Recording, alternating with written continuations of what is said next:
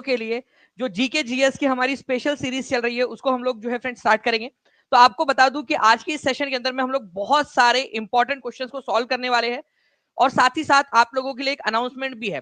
तो इस सेशन को पूरा अच्छे से देखिए आप लोग, ताकि आप लोग सारे क्वेश्चंस को अच्छे से सॉल्व कर सके। तो चलिए स्टार्ट करते हैं हम लोग फ्रेंड्स। यहाँ पर मैं अगर मैं आप लोगों से यहाँ पर मैं बात करूं हमारे पहले क्वेश्चन की, उससे पहले एक चीज मैं आप लोगों को बताना चाहूंगा कि जितने भी बच्चे हैं जो इस सेशन को देख रहे हैं यहाँ पर में, आप लोगों ने क्या करना है, आप लोगों ने एक्टिविटीज करते रहनी है। आप लोग जब क्वेश्चंस देखते हो तो क्वेश्चन को आप लोग आंसर लगाने की आदत डालिए आप लोग, ठीक है। चाहे कमेंट में देखो तो कमेंट में अंदर में आंसर करिए आप लोग, या फिर कम से कम आप लोग जो है फ्रेंड्स पोल के अंदर में, ठीक है, चैट बॉक्स के अंदर में आंसर्स करिए। इससे क्या होता है, आप लोगों को सारी चीजें याद हो जाती है। इसके अलावा जो है फ्रेंड जितने भी बच्चे यहाँ पर मैं देख रहे हैं जिन्होंने सेशन को लाइक कर दिया है, उन सभी का बहुत बहुत शुक्रिया। ये पूरा का पूरा सेशन उन्हीं को समर्पित, क्योंकि उन लोगों ने यहाँ पर में अपना अपना योगदान दिया है। जहां पर मैं भी शेयर कर सकते हो शेयर कर दीजिए, ताकि फ्रेंड्स इसी तरीके से हम लोग मोटिवेशन के साथ में आपको सारी चीजें पढ़ा सके।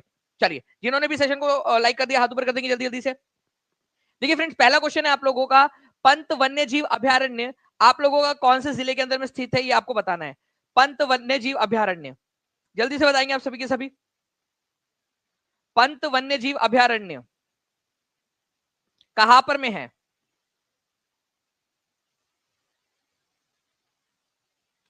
चलिए बहुत बढ़िया, आप लोगों के कंटिन्यूअसली जो है फ्रेंड्स यहाँ पर में आंसर्स आ रहे हैं, ठीक है। तो ऐसे आप लोग आंसर्स करते रहिए। पंत वन्य जीव अभयारण्य जो है फ्रेंड्स, ये आप लोगों को कहां पर में मिलेगा? नालंदा के अंदर में, ठीक है, नालंदा जिले के अंदर में। आप लोग देख सकते हो कि ये जो है इसको राजगीर वाइल्ड लाइफ सेंचुरी भी बोलते हैं और पंत वाइल्ड लाइफ सेंचुरी, दोनों के नाम से इसको जाना जाता है। आप लोग देख सकते हो बिहार वाइल्ड biharorg के ऊपर में आपकी जानकारी मिल जाएंगी आप लोगों को, ठीक है। राजगीर और पंत वाइल्ड लाइफ सेंचुरी, तो कई सारे लोगों को राजगीर तो याद रहता है लेकिन पंत याद नहीं रहता, ठीक है। तो आप लोगों ने याद रखना है, आंसर इसको ऑप्शन नंबर सी है। जितने भी लोग हैं जिन्होंने सही आंसर लगाया था हाथ ऊपर कर दीजिए, और जिनको याद हो गया वो भी हाथ ऊपर कर देंगे कि सर अब याद हो गया है, अब सही लगाएंगे, आगे से जब भी आएगा मौका तब तब सही आंसर ही लगाएंगे, ठीक है। तो राजगीर और पंत एक ही है, ये याद रखना है आप सभी लोगों ने। इंपॉर्टेंट पॉइंट एग्जाम के अंदर में कभी भी पूछा जा सकता है, ठीक है, याद रखेंगे आप सभी के सभी लोग। चलिए बहुत बढ़िया फ्रेंड्स, 2 मिनट के अंदर में ही हम लोग 900 लाइक्स पार कर चुके हैं, 1100 बच्चे हमारे साथ में जुड़ चुके हैं और कंटिन्यूअसली जुड़ते जा रहे हैं, बहुत बढ़िया, ठीक है। चलिए नेक्स्ट क्वेश्चन की तरफ में आगे बढ़ने से पहले मैं आपको कुछ याद करवाना चाहूंगा। वाल्मीकि वन्य प्राणी सेंचुरी और वाल्मीकि नेशनल पार्क, बिहार का एकमात्र नेशनल पार्क, ये पश्चिमी चंपारण के अंदर में आप लोगों को मिलेगा, याद रखना है आप लोगों ने। राजगीर या पंत वाइल्ड लाइफ सेंचुरी आप लोगों को मिलेंगी नालंदा में, ठीक है। गौतम बुद्ध बर्ड सेंचुरी और गौतम बुद्ध, ठीक है, प्राणी जो है आप लोगों का अभयारण्य कहां पर में मिलेगा? गौतम बुद्ध, देखो गौतम बुद्ध बर्ड सेंचुरी और Gautam Buddha wild life sanctuary दोनों के दोनों कहां पर में फ्रेंड्स? गया के अंदर में, ये याद रखेंगे आप लोग, ठीक है, गया में। आपको पता है बोध गया में गौतम बुद्ध को जो है ज्ञान की प्राप्ति हुई थी, तो ऐसे याद रख लेना आप लोगों ने। बस एक और इंपॉर्टेंट पॉइंट यहां पर में बनता है, भीम बांध, ये बिहार के हेड टीचर की जो हेड मास्टर की जो एग्जाम हुई थी उसके अंदर में आया था। भीम बांध सेंचुरी कहां पर में? बिहार की सबसे पुरानी वाइल्ड लाइफ सेंचुरी, सबसे oldest wild life sanctuary Bihar की है मुंगेर जिले के अंदर में। बहुत इंपॉर्टेंट पॉइंट है ये, भीम बांध सबसे पुरानी वाली। ये भी क्वेश्चन बनता है कि सबसे पुरानी वाली कौन सी है, ठीक है। जो लोग पढ़ेंगे टीचिंग परीक्षा वो हर परीक्षा में पास, चलो बढ़िया रश्मि कुमारी जी, सही बात है, ठीक है। क्योंकि आप लोगों को एक एक जो पॉइंट है यहाँ पर में आपको पढ़ाया जा रहा है, जिससे कि आपके मल्टीपल एग्जाम्स क्लियर हो सकती है। ओके, तो भीम बांध सेंचुरी ये आप लोगों को याद हो गया कि सबसे ओल्डेस्ट है मुंगेर जिले के अंदर में। नाउ नेक्स्ट क्वेश्चन की तरफ में हम लोग आगे बढ़ते हैं फ्रेंड्स। देखिए यहाँ पर में खाद्य और कृषि संगठन, ठीक है, FAO, food and agricultural organisation, बहुत ज्यादा इंपॉर्टेंट है ये। अक्सर एग्जाम के अंदर में ये देखा जाता है कि इसका हेडक्वार्टर कहां पर में, ये पूछ लिया जाए आप लोगों से, ठीक है। तो बताइए जल्दी जल्दी से, फूड एंड एग्रीकल्चरल ऑर्गेनाइजेशन इसका मुख्यालय कहां पर में है, ठीक है। इसके अलावा जो है फ्रेंड्स वर्ल्ड फूड प्रोग्राम, ठीक है, वर्ल्ड फूड प्रोग्राम, ये एक संस्था है, जैसे FAO है ना आप लोगों का, ठीक है, फूड एंड एग्रीकल्चरल ऑर्गेनाइजेशन, वैसे ही वर्ल्ड फूड प्रोग्राम भी है, ठीक है। ये दोनों के हेडक्वार्टर एक ही जगह के ऊपर में है, एक ही शहर में। तो यहां पर में भी फूड है, यहां पर में भी फूड है।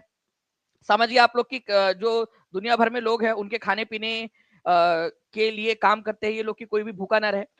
तो आपका आंसर जो हो जाएगा फ्रेंड्स, हो जाएगा आपका Geneva Switzerland, Rome Italy, Jakarta Indonesia, कहां पर में? तो रोम के अंदर में। देखो फूड से याद रखना है आप लोगों ने, वो देगी मिर्च का तड़का, रोम रोम फड़का, ठीक है। तो देगी मिर्च की मिर्च से जो है खाना बनाएंगे आप लोग, तो रोम इसका आंसर हो जाएगा आप लोगों का, रोम, ठीक है। तो आंसर इज ऑप्शन नंबर, ठीक है, option number B, Rome Italy, तो देगी मिर्च का तड़का, रोम रोम फड़का खाना, जब भी फूड बनाओ देगी मिर्च, मतलब बनाओ किसी से भी आप लोग, ठीक है, आपकी मर्जी, ठीक है, बट याद रखने के लिए बता रहा हूं आप लोगों को, ठीक है। तो ये एक पॉइंट आपका हो गया ऑप्शन नंबर बी, ठीक है, रोम इटली के अंदर में है। तो इसको हम लोगों ने जो है फ्रेंड्स, हम लोगों जो टीआरई 4.0 की ओल्ड बैच है उनके बच्चों को पता भी होगा, हमने कैपिटल एंड करेंसी करके एक चैप्टर पढ़ा था, ठीक है, कैपिटल एंड करेंसी, उसके अंदर में मैंने आप लोगों को हर एक चीज बताई थी, ठीक है, इसके बारे में। इवन मैंने आपको बताया था कि इटली से ही जो है रिनेसा स्टार्ट हुआ था, ठीक है, जो आपका आप बोल सकते पुनर्जागरण की स्थली बोला जाता है इटली को, ठीक है। सर आपकी केसी सीरीज बिहार बीपीएससी में जरूर रैंक दिलाएंगी, क्योंकि आप ऐसे टॉपिक सेलेक्ट करते हैं जिससे बीपीएससी मोस्टली क्वेश्चन बनाता है।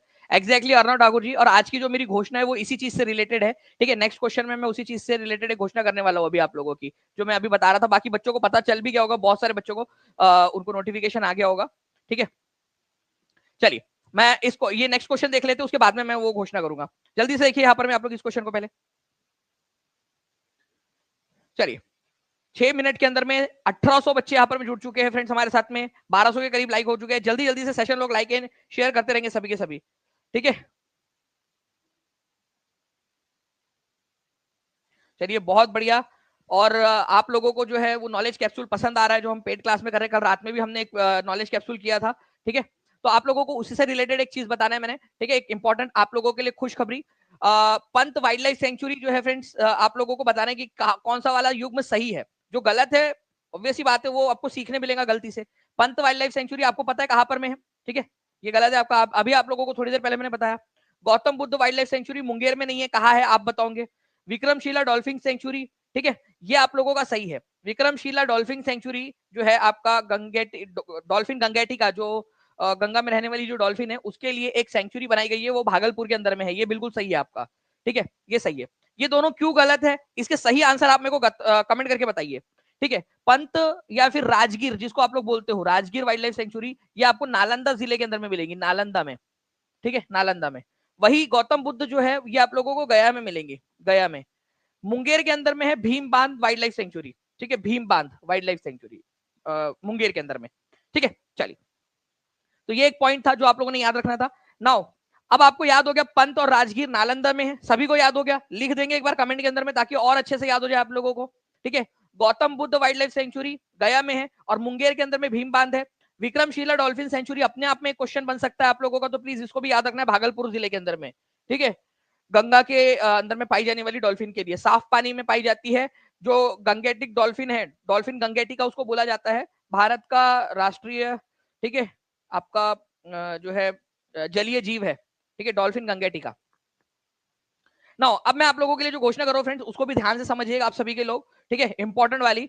आप लोगों का नॉलेज कैप्सूल जो है फ्रेंड्स, आप लोगों को पता है आप लोगों की जो है एक फेवरेट सीरीज जो है आप लोगों की, ठीक है, नॉलेज कैप्सूल आप लोगों का। तो नॉलेज जो है आप लोगों का जो है कैप्सूल जो है फ्रेंड्स आपका, उसको हम लोग क्या करने वाले हैं, ठीक है, नॉलेज कैप्सूल की आज हम लोग लेने वाले हैं टेस्ट, ठीक है, 3:30 बजे 3:30 PM के ऊपर में, ठीक है, आधे घंटे की आप लोगों की टेस्ट आएंगी 30 मिनट की, जिसके अंदर में हम लोग जितने भी आप लोगों के जो क्वेश्चन है, जितने भी हमने नॉलेज कैप्सूल अब तक लिए हैं, उसमें से क्या करूंगा मैं, उसमें से आप लोगों के कुछ इंपॉर्टेंट वाले, ठीक है, क्वेश्चंस, ठीक है, मैं 30 मिनट के अंदर में फास्ट फॉरवर्ड वीडियो में कराऊंगा। ये हम लोग न्यू न्यू एक्टिविटीज करते रहेंगे ताकि आपको जो है ना रनिंग में रख सके आप लोगों को, ठीक है, पढ़ाई के अंदर में आप लोगों को रख सके एकदम तेजी से। तो आज पेड क्लास के अंदर में नॉलेज कैप्सूल की आप लोगों की 3:30 बजे, ठीक है, एक छोटी सी 30 मिनट की टेस्ट रहेंगी, वीडियो टेस्ट, मतलब हम लोग लाइव रहेंगे, ठीक है, मैं क्वेश्चन पूछूंगा, स्पीड में आप लोगों को आंसर करना है, ठीक है, ताकि आप लोगों को पता चलेगी कितना आपने पढ़ा है।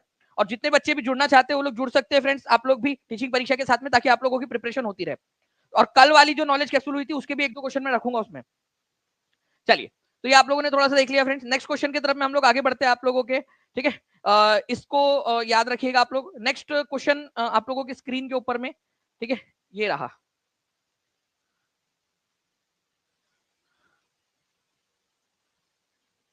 इस क्वेश्चन का आंसर करेंगे आप लोग। वास्को डी गामा किस वर्ष कालीकट कोझिकोड में, ठीक है, आया था। देखिए आपको बता दूं कि वास्को डी गामा कौन से देश से था, ये भी क्वेश्चन बनता है आप लोगों से, तो इसको भी याद रखिएगा आप सभी के सभी, ठीक है, कौन से देश से था, तो पोर्तुगाल से था ये, ठीक है। तो पोर्तुगाल, पोर्तुगाल गाल से था, ये याद रखना आप लोगों ने। पोर्तुगीज था, पुर्तगाली था, वास्को डी गामा। भारत कौन से साल में पहुंचा था और कहां पहुंचा था? तो कलिकट। ठीक है, ये कलिकट को आज किस नाम से जाना जाता है? ये क्वेश्चन जो है फ्रेंड्स हो सकता है हाई लेवल क्वेश्चन आप लोगों से पूछ ले। तो कोझिकोड के नाम से जाना जाता है आज। ये कोझिकोड या कलिकट जो है ये केरला में मिलेगा आप लोगों को। उस समय में कलिकट का राजा कौन था जिसने इनका स्वागत किया था? ठीक है, 1498 के अंदर में, 1498 में। तो जल्दी से बता देंगे आप लोग, 1498 के अंदर में कलिकट का जो राजा था, ठीक है, वो था किंग जमोरिन। ठीक है, जमोरिन, उसने उसका स्वागत किया था। जमोरिन, ये क्वेश्चन आता है कई सारे बार एग्जाम के अंदर में आया हुआ है, जमोरिन। ठीक है, किंग जमोरिन। ठीक है, टेस्ट कहाँ पे होगा? वीडियो टेस्ट होगा, वीडियो रहेगा, आपकी क्लास लग चुकी है। ठीक है, नॉलेज कैप्सूल आप लोगों के जितने भी कोर्सेस है, आपके पेड कोर्स है, उसके अंदर में लग चुकी है क्लास 3:30 बजे की। आप जाके देख भी लेना इसके बाद में, क्लास के बाद में। ठीक है, 3:30 बजे आ जाना वहां पर में। तो आप लोग यहाँ पर में देखिए फ्रेंड्स, ये पुर्तगाल से निकला था। ठीक है, इस तरीके से। और ये केप ऑफ गुड होप यहाँ पर में ठीक है पहुंचा। केप ऑफ गुड होप की खोज किसने की थी? ये थोड़े देर पहले मैंने बताया था आप लोगों को। ठीक है, और एक आध नॉलेज कैप्सूल जो आगमन हुआ है अलग अलग यूरोपियंस का इंडिया के अंदर में, उसका एक नॉलेज कैप्सूल भी हम लोग ले लेंगे। ठीक है, तो आगमन, ये यहाँ पर में बार्थोलोमियो डियास करके एक व्यक्ति था, उसने इस केप ऑफ गुड होप की खोज की थी। Cape of Good Hope South Africa के अंदर में है। वहां से जो है फ्रेंड्स ये कलिकट पहुंचता है। ठीक है, ये याद रखना आप लोगों ने 1498 के अंदर में। तो 1498 के अंदर में पहुंचा था, ये आप लोगों का आंसर हो गया। नेक्स्ट क्वेश्चन की तरफ में हम लोग आगे बढ़ते हैं। ठीक है, इंपॉर्टेंट पॉइंट्स आप लोगों के जो जो भी बन सकते हैं उन सभी को देखते हुए, ठीक है, एग्जाम के अंदर में देखिए कौन सा अनुच्छेद प्रत्येक नागरिक को मौलिक कर्तव्यों को निर्दिष्ट करता है? मौलिक कर्तव्य, देखिए इंपॉर्टेंट पॉइंट, मौलिक कर्तव्य, फंडामेंटल ड्यूटीज का आर्टिकल कौन सा, ये बताना है आप लोगों ने। 1489 लाइक्स हो चुके हैं, जल्दी से सेशन को लाइक कर देंगे। 1497 हो चुके हैं अभी। ठीक है, 3 दूर है हम लोग 1500 से। हर एक बच्चा अपना अपना योगदान देता रहेगा जल्दी जल्दी से, और जहां भी शेयर कर सकते हो शेयर जरूर कर दीजिए। चैनल को सब्सक्राइब नहीं किया तो टीचिंग परीक्षा चैनल को सब्सक्राइब कर लेना है।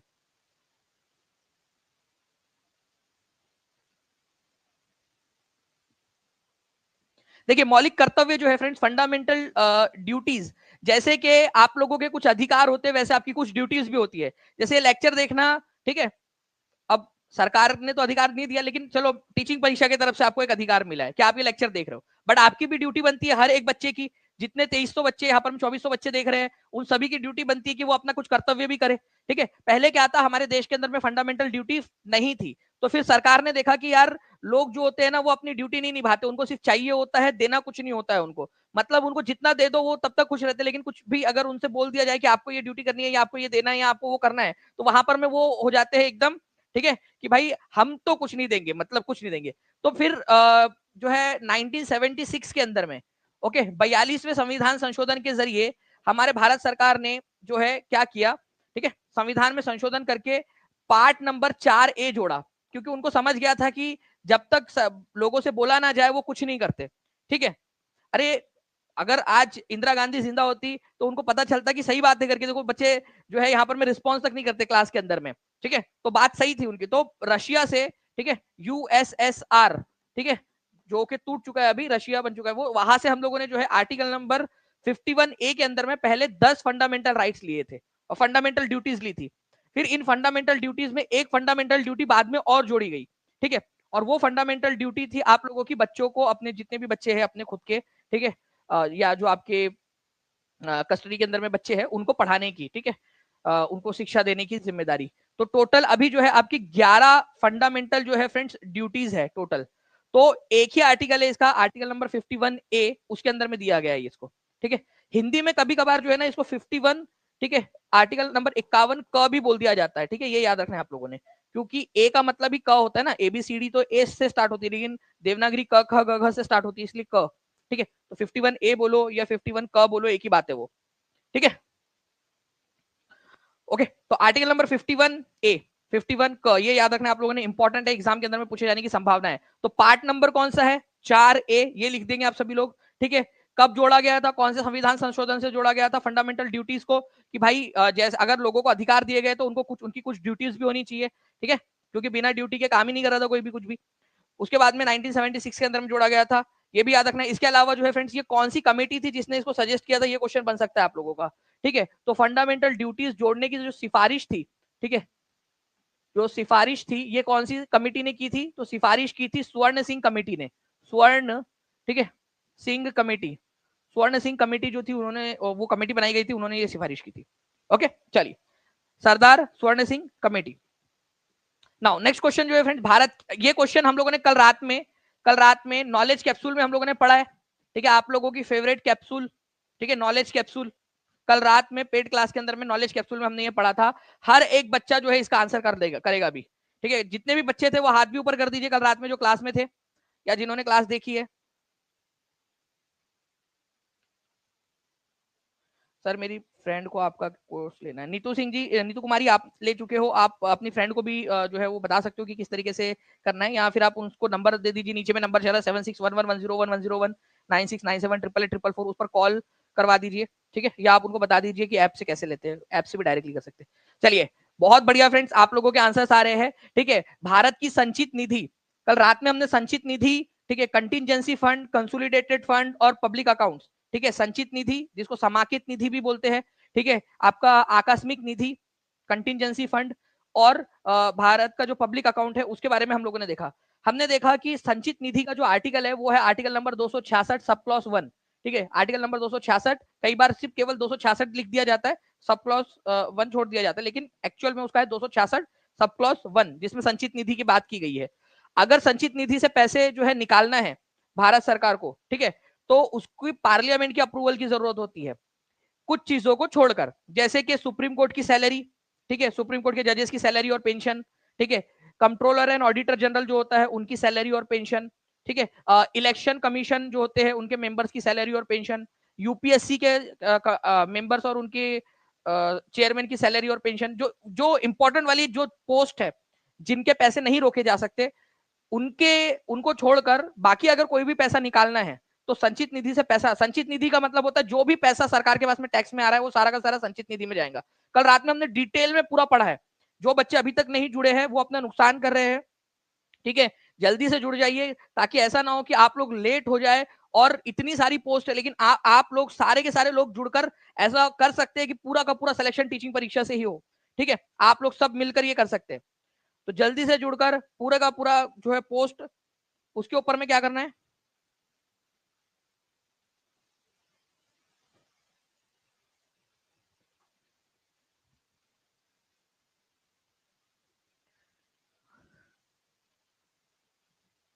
ठीक है। चलिए आई होप क्या आप लोगों को आ रही होगी स्क्रीन यहाँ पर में, तो जितने भी बच्चे हैं, ठीक है, आप लोग जुड़ सकते हैं यहाँ पर में, और पूरी की पूरी पोस्ट के ऊपर में कब्जा करना है। नाउ फ्रेंड्स यहाँ पर में आप लोग देखिए कि पार्लियामेंट की अप्रूवल की जरूरत होती है, ये हम लोगों ने देख लिया है। नेक्स्ट जो है फ्रेंड्स पॉइंट आप लोगों का, उसकी तरफ में भी हम लोग आगे जुड़ जाते हैं। मैं जस्ट एक बार टीम से रिक्वेस्ट करूंगा कि प्लीज एक बार जल्दी से एक बार इधर आ जाइए।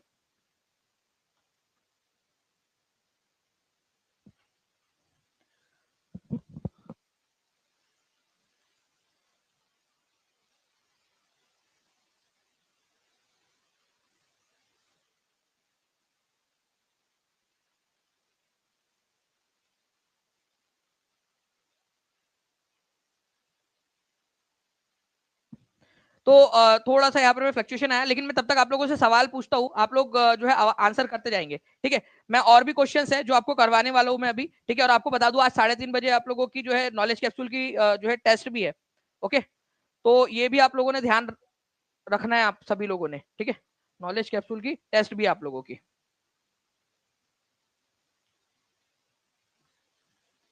नाउ नेक्स्ट क्वेश्चन की तरफ में हम लोग आगे बढ़ते हैं फ्रेंड्स। आप लोगों को इस क्वेश्चन का आंसर करना है जल्दी से।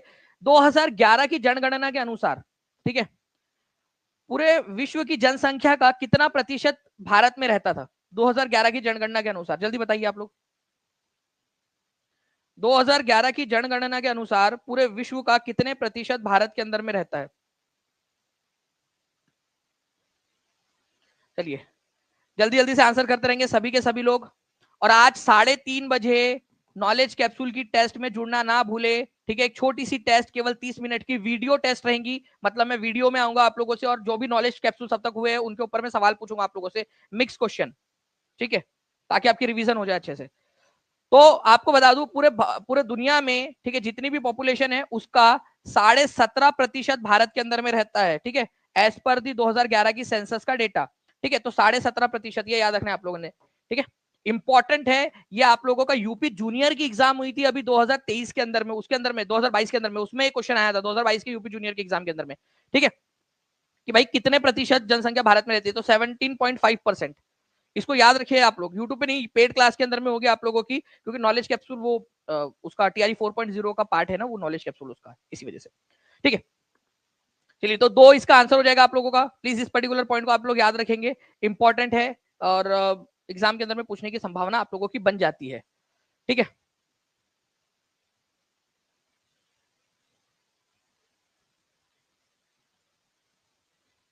चलिए नेक्स्ट क्वेश्चन की तरफ में आगे बढ़ते हैं आप लोगों के, ठीक है। इस क्वेश्चन का आंसर करेंगे आप लोग, भारतीय राष्ट्रीय कांग्रेस के द्वितीय मुस्लिम अध्यक्ष कौन थे? क्या आप क्लास ले सकते हैं, प्लीज बताइए। बिल्कुल अभी भी ले सकते हैं दीपा कुमारी जी, आप नीचे में नंबर चल रहा है 3:30 के पहले ले लोगे तो मतलब आप भी उस टेस्ट में जुड़ जाओगे, अदरवाइज आपके अगर बाद में भी लोगे तो आपको रिकॉर्डेड तो मिल ही जाएगी, ठीक है। सारी क्लासेस जो हुई हुई है वो सारी रिकॉर्डेड तो मिल ही जाएंगी, आगे की आप लाइव देख सकते हो। 1998 लाइक्स हो चुके, 2 लाइक्स जुड़े हम लोग 2000 से, ठीक है। तो भारतीय राष्ट्रीय कांग्रेस के द्वितीय मुस्लिम अध्यक्ष कौन थे, ये आप लोगों को बताना है। अगर आपको याद हो तो भारतीय राष्ट्रीय कांग्रेस के जो सेशन हुआ है हमारा, उसके अंदर में हमने देखा था कि फर्स्ट जो अध्यक्ष थे मुस्लिम अध्यक्ष, ठीक है, वो बने थे 1887 के अंदर में, मद्रास में ये सेशन हुआ था। जल्दी बताइए कौन थे पहले अध्यक्ष, ठीक है, पहले अध्यक्ष कौन थे।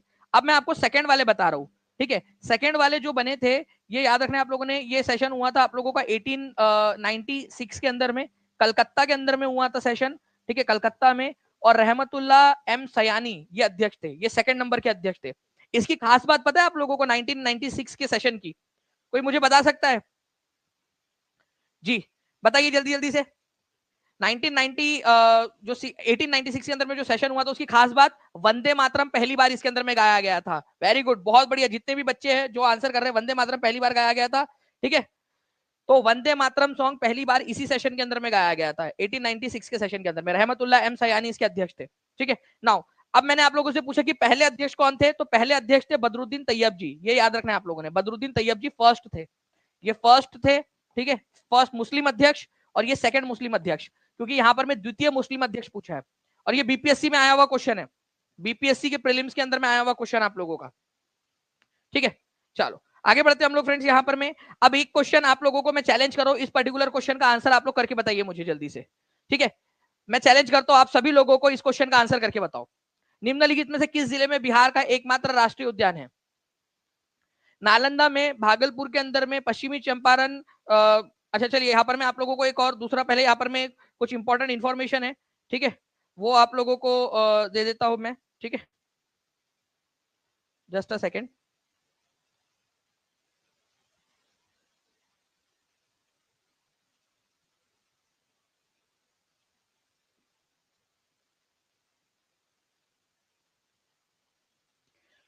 कि देखिए भाई, अगर आप लोगों को मान लिया जाए, आप लोगों से पूछ लिया जाए कि भारतीय राष्ट्रीय कांग्रेस के, ठीक है, द्वितीय अध्यक्ष कौन थे, मैंने आप लोगों को बता दिया कि रहमतुल्लाह एम सयानी।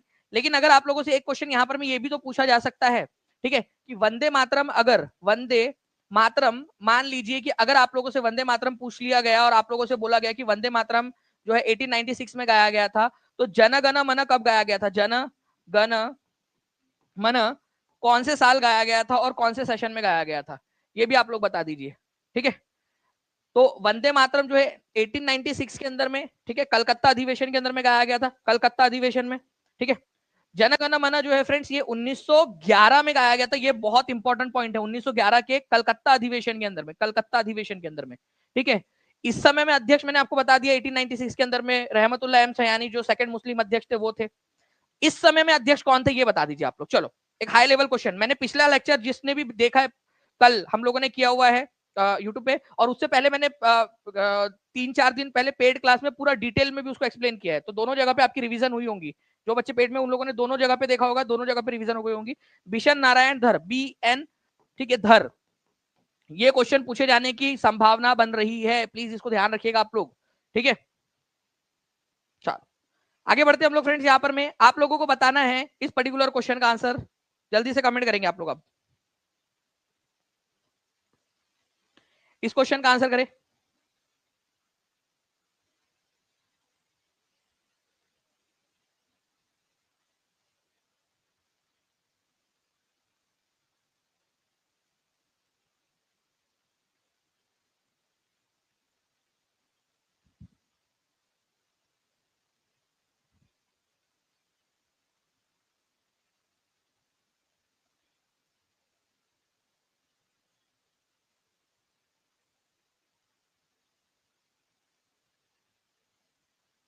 चलिए, तो आप लोगों के आंसर्स आ रहे हैं फ्रेंड्स, कमेंट के अंदर में भी आंसर्स करते रहिए, सभी के सभी लोग देखते कितने लोग इसका आंसर कर पाते हैं सही।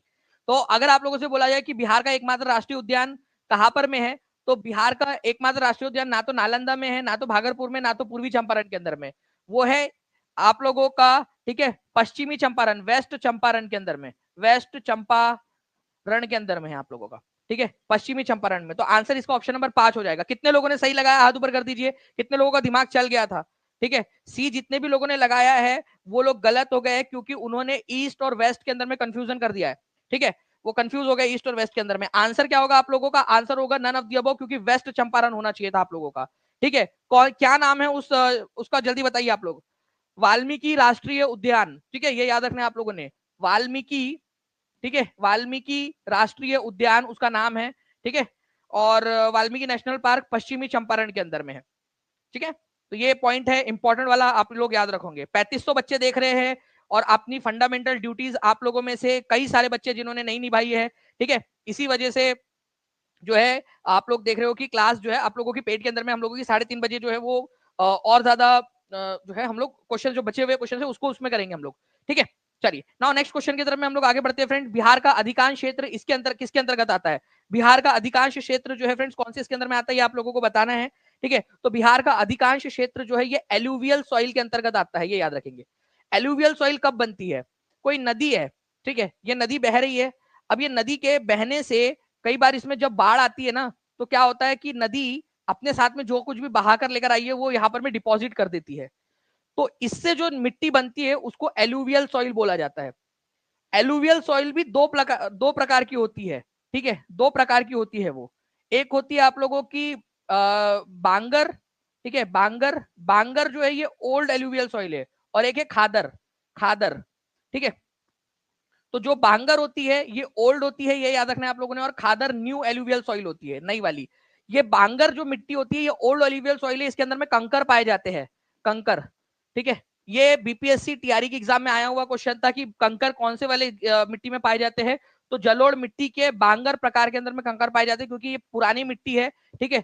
अब इसकी उर्वरकता भी कम हो चुकी है बांगर में, ओल्ड में, ठीक है, बंजर होती है, और मतलब उसकी उर्वरकता कम हो गई, उपजाऊता कम हो चुकी है, और उसके अंदर में कंकर वगैरह पाए जाते हैं, ठीक है, ये याद रख लेना आप लोगों ने, ठीक है। इंपॉर्टेंट पॉइंट, एग्जाम के अंदर में पूछे जाने की प्रबल संभावना आप लोगों के आगे के लिए भी। नेक्स्ट क्वेश्चन की तरफ में आगे बढ़ते हैं फ्रेंड्स। आपको बताना what is the capital of Australia, ठीक है, ऑस्ट्रेलिया की कैपिटल क्या है बताइए जल्दी से, ठीक है।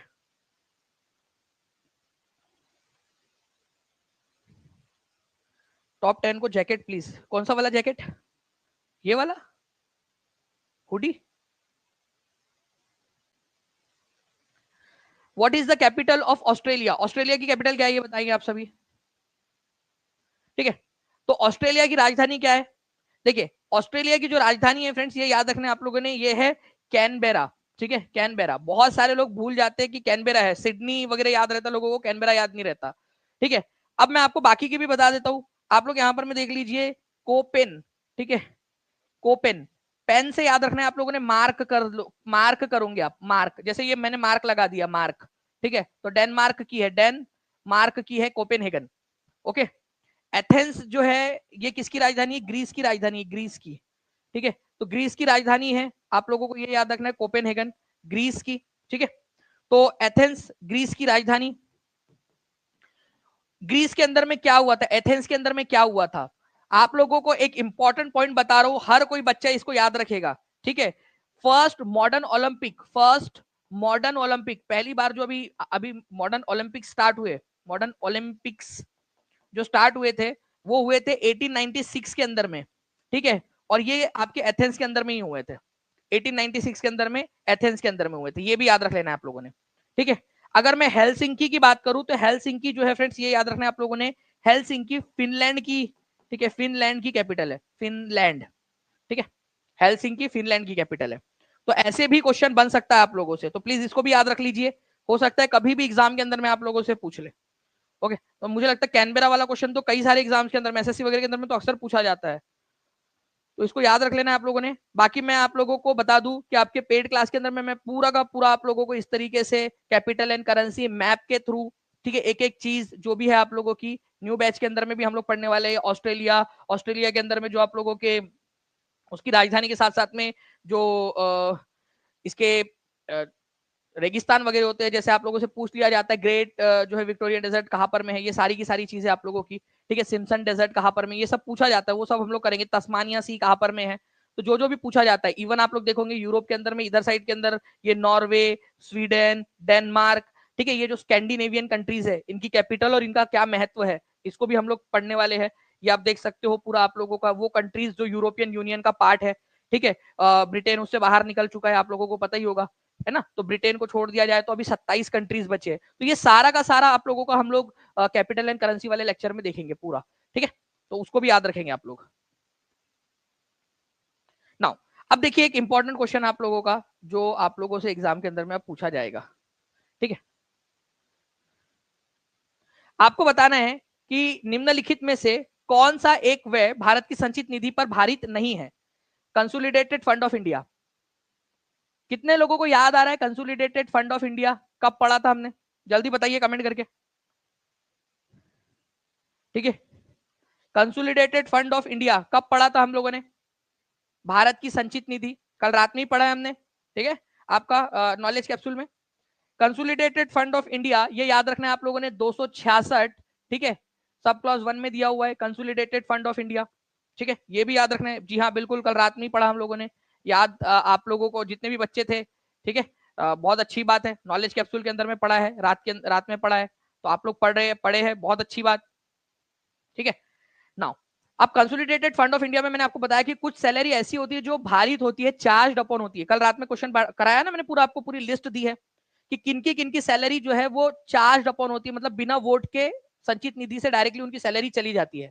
कारण क्या है ये भी बताया कि कारण ये है कि उनकी सैलरी पार्लियामेंट के वोट पर निर्भर ना हो, नहीं तो पार्लियामेंट उनकी सैलरी ना रोक दे कहीं, इसीलिए अपने आप उनकी सैलरी रिलीज होती है संचित निधि में से, चार्ज ऑन बोला जाता है उसको, भारित बोला जाता है हिंदी में, ठीक है। तो chief justice of supreme court of India, ठीक है, उनकी सैलरी और उनके अलाउंसेस, उनकी पेंशन निर्भर नहीं करती पार्लियामेंट के ऊपर में, ठीक है, तो ये तो निकल जाती है डायरेक्टली, ठीक है, इसके लिए ये भारित होती है। Controller and auditor general CAG, CAG का आर्टिकल क्या है, आर्टिकल नंबर 148 सीएजी, ठीक है, जो भारत के खजाने की निगरानी रखता है, सरकार ने कितना पैसा खर्च किया उसकी निगरानी रखता है। तो ऑब्वियस सी बात है कि कहीं ऐसा ना हो कि वो डर डर के जो है अपनी रिपोर्ट जारी करे, अगर डर की रिपोर्ट जारी करेगा तो कि भाई मेरी सैलरी ना रुक जाए, तो फिर वो सही से रिपोर्ट नहीं देगा, अपनी सीएजी अपनी रिपोर्ट नहीं देगा, तो उसको डर से बचाने के लिए उसकी जो सैलरी है वो डायरेक्टली चार्ज अपॉन होती है कंसोलिडेटेड फंड पे, सरकार उसको रोक नहीं सकती, ना पार्लियामेंट उसको रोक सकती है। यूपीएससी के जो चेयरमैन है, ठीक है, और उनके जो मेंबर्स है उनकी सैलरी भी सरकार नहीं रोक सकती, ठीक है। जो प्रधानमंत्री होते हैं और जो कैबिनेट मंत्री होते हैं, ठीक है, मंत्री वगैरह या ब्यूरोक्रेट्स होते हैं या सरकारी अधिकारी होते हैं, इन सब की सैलरी भारित नहीं होती, मतलब बजट पास करके उनकी सैलरी निकलवानी पड़ती है। तो आंसर इसका सी होगा, पूरा डिटेल में पढ़ा है। मैं अभी भी बोलूंगा आपसे कि जितने भी बच्चे जिन्होंने नहीं देखा है कल वाला लास्ट का लेक्चर, वो जरूर जाकर देखिए आप लोग, consolidated fund of India, contingency fund, ये एक नंबर आपको जो है हजारों बच्चों से आगे पहुंचा देगा, ठीक है। एक चीज याद रखिए आप लोग, हजारों बच्चों से, आपका भविष्य है, ठीक है, आपकी खुशियां है, ठीक है, आपकी जिम्मेदारी है, आपका जीवन है, उसको बेहतर बनाने की रिस्पॉन्सिबिलिटी भी आपकी है। तो आपको जो है वो यहाँ पर में फैसला करना पड़ेगा, और जितने भी बच्चे जो कोर्स के अंदर में एनरोल है वो सब जाके वापस से रिवाइज करेंगे इसको और अच्छे से देखेंगे, और जिन्होंने नहीं लिया है वो लोग भी जो है आप अगर चाह रहे हो तो जल्दी से उसको रिवाइज लेकर आप रिवाइज करते रहिए आप लोग, ठीक है। कल रात वाली क्लास नहीं देख पाए थे सर, देखना है आपने जाकर, ठीक है, और प्रॉमिस करो अभी के अभी, प्रॉमिस करो अपने आप से भी और लिख के भी कि सर आज के आज देखूंगा करके उसको, अगर नहीं देख पाए थे कल रात में तो, ठीक है, अगर नहीं देख पाए थे तो आज के आज जाकर देखोगे आप, ये आप अपने आप से प्रॉमिस करो, ठीक है, क्योंकि ये बहुत इंपॉर्टेंट है। और आज मैं भी आप लोगों की जो है, ठीक है, आप लोगों से पूछे जाने की संभावना बनती है, और आज मैं आप लोगों से 3:30 बजे जितने भी नॉलेज कैप्सूल्स के क्वेश्चंस हुए उनमें से कुछ ना कुछ सवाल पूछूंगा आप लोगों से। Your knowledge capsule is a capsule to charge our mind. Thank you Gryffindor ji, बहुत बहुत शुक्रिया। और ऐसे ही मैं आप लोगों को बहुत सारे नॉलेज कैप्सूल्स देता रहूंगा ताकि आप लोग जो है आगे बढ़ते रहे, आगे रहे, आप लोग एक कदम आगे रहे। रात में से 3 बार देखा, नौशाद बोल रहे हैं रात में 3 बार देख लिया नौशाद ने, क्या बात है नौशाद के लिए यार, एक बार थम्स अप तो बनता है नौशाद के लिए, ठीक है, कि उन्होंने जो है देख लिया है, ठीक है। सर कोर्स लेना है, एसलोन जी, आप नीचे में जो नंबर चल रहा है उसके ऊपर में कॉल या व्हाट्सएप कर सकते हैं, टीम आपकी मदद कर देंगी, या टीचिंग परीक्षा के एप्लीकेशन पर चले जाइए, डायरेक्टली वहां से भी कर सकते हो, या नीचे में एक लिंक दी गई है, उस लिंक पर क्लिक करोगे तो भी हो जाएगा आपका। ठीक है, उस लिंक पर जाकर आप डायरेक्टली भी कर सकते हो जो भी कोर्स आपको चाहिए। जितने भी, चाहे रिकॉर्डेड देखो चाहे बाद में जैसे भी देखो, लेकिन देखो जरूर। और आज 3:30 बजे, याद है सभी लोगों को, नॉलेज कैप्सूल की टेस्ट है आज 3:30 बजे, 3:30 बजे आज, अभी, ठीक है, थोड़ी देर के अंदर में। उसमें 30 मिनट्स में मैं आपको कुछ क्वेश्चंस इंपॉर्टेंट वाले जो नॉलेज कैप्सूल के क्वेश्चंस है उनको रिवाइज करवाने वाला हूं, वो क्वेश्चन पूछूंगा। ठीक है, चलिए जी, तो मिलते हैं हम लोग फ्रेंड्स हमारे 3:30 बजे वाले लेक्चर के अंदर में। तब तक के लिए थैंक यू वेरी मच। आप लोग सेशन को लाइक जरूर कर दीजिए, जिन्होंने चैनल को सब्सक्राइब नहीं किया चैनल को सब्सक्राइब जरूर कर ले, और जो बच्चे जुड़ना चाहते हैं जल्दी से जुड़ सकते हैं। ठीक है, सबसे बेस्ट कैप्सूल है। थैंक यू शबना अली जी। ठीक है, और जितने बच्चे जुड़ना चाहते हैं नीचे में नंबर चल रहा है, उस नंबर पे कॉल या व्हाट्सएप कर दीजिएगा। अगर कॉल ना लगे तो व्हाट्सएप जरूर कर सकते हो, या फिर टीचिंग परीक्षा एप्लीकेशन पर चले जाइए, वहां भी मिल जाएगा। या फिर आप लोगों को मैं एक तरीका बता देता हूँ और, ठीक है, यहाँ पर मैं आप लोग देखिए, आप मान लेते हैं कि आप ये